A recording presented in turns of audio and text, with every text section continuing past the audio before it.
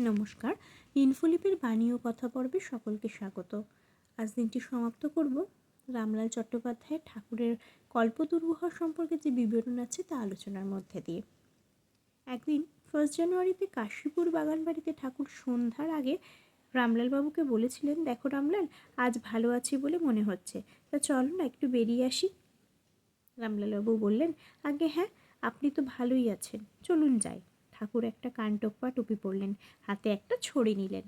রামলালবাবু তাড়াতাড়ি গায়ে একটা চাদর দিয়ে ঠাকুরকে ওপর থেকে ধরে নিচে নিয়ে এলেন। ঠাকুর কয়েকবার বেড়াতে বেড়াতে পায়চারি করে স্থিরভাবে দাঁড়িয়ে সমাধিস্থ হয়ে পড়েন।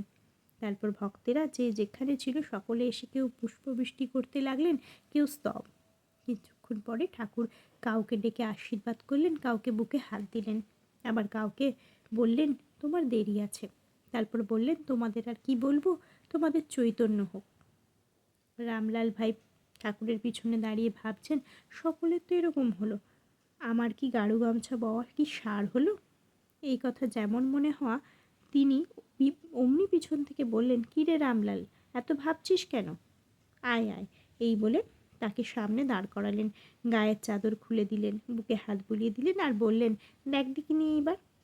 আহা, সে যে কী রূপ, কী আলো জ্যোতি, সে আর কি বলবো। ঠাকুরের অসুখের সময় কাশীপুর বাগানে নিরঞ্জন মহারাজ সিঁড়িতে পাহারা দিতেন, যেন উপরে কেউ না যায়। কিন্তু ঠাকুরের আদেশ ছিল, যখন রামলাল আসবে তাকে আসতে দিও।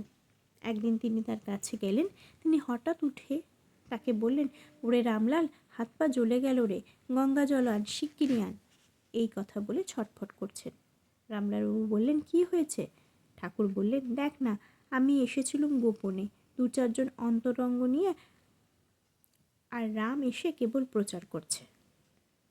যাকে তাকে নিয়ে এসে বলে, একে ছুঁয়ে দিন, ভালো করে দিন, কত লোকের ভাড়া নেব?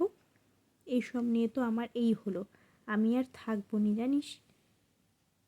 তিনি বললেন, না না, আর আপনার কাছে কেউ আসবে না, কেউ ছোবে না। এইসব বলে তিনি ঠাকুরকে শান্ত করেন। তারপর গঙ্গা জল এনে তার হাত পা বেশ করে ধুয়ে দেন। তবে থামেন। কি জানো ভাই, তিনি করুণাময়, পতিতপাবন। ঠাকুরের পবিত্র হৃদয়, কত লোকে তার চরণ স্পর্শ করে, কত কি আকাঙ্ক্ষা করেছে, আবার তাকে কত লোকে কত কি বলেছে। এইসব ভার ঠাকুর তখন নিয়েছিলেন। তার গলা হতে রক্ত পড়ছে দেখে ডাক্তার কথা কইতে বারণ করেছিলেন, কিন্তু ঠাকুর ভক্তের হিতের জন্য বরাবর কথা কয়ে এসেছেন। ঠাকুরের এই ঘটনার মধ্যে দিয়ে আজ দিনটি সমাপ্ত করলাম। সকলে ভালো থাকবেন, সুস্থ থাকবেন, আনন্দে থাকবেন। ঠাকুর মা স্বামীজির চরণে প্রণাম জানাই। ধন্যবাদ।